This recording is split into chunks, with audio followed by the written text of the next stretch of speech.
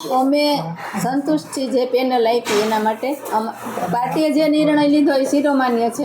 અમને કોઈ વાંધો નથી, પણ અમે જે લેટર આપ્યો હતો, અમે અગાઉ લેટર આપેલો જ છે કે અમે આ વખત ચૂંટણી લડતા નથી. એનું કારણ એક જ હતું કે અમારા યુવા ઉમેદવાર જે કમલેશભાઈ કોઠીવાર છે એને આપવાની વાત હતી કે યુવા ઉમેદવારને તક આપો.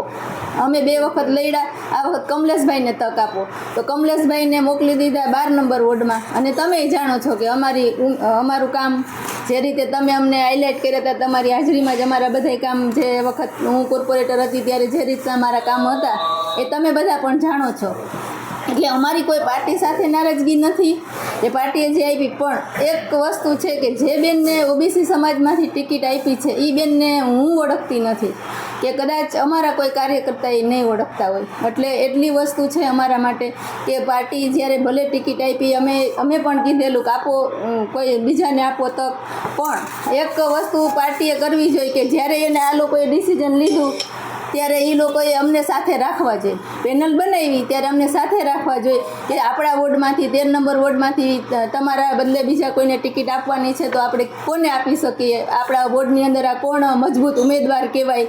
એટલે આ વસ્તુ પાર્ટીએ કરવી જોઈએ. એટલે આ બેન જે આવ્યા છે એ બેનને અમે કોઈ ઓળખતા નથી. વાત અમારે કમલેશભાઈને દેવાની હતી, કમલેશભાઈને 12 નંબરમાં મોકલી દીધા, તો એ અમને પૂછવું જોઈએ. કમલેશભાઈ યુવા છે, પ્લસ છેલ્લા 25 વર્ષથી કોંગ્રેસ સાથે જોડાયેલો છે, NSUIથી જોડાયેલો છે. પોતે કોંગ્રેસમાં તો કોલેજમાં તો ત્યારથી જોડાયેલો છે NSUIથી. એટલે અને ખૂબ મહેનતું છે. એટલે ખૂબ ફાયદો થાત, સારો ફાયદો થાત પાર્ટીને, અને એ પોતાની સીટ લઈને પણ આવત.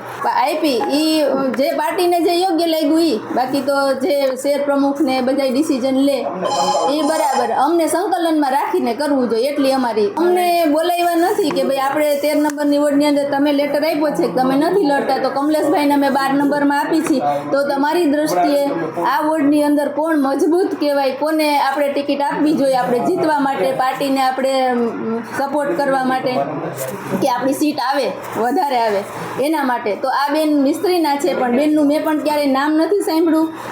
છેલ્લા 10 વર્ષથી તો હું પણ સક્રિય રીતે છું, તો એમાં મેં બેન ક્યારેય અમારા કાર્યક્રમમાં નથી આવ્યા કે નથી એમના હસબન્ડ આવ્યા.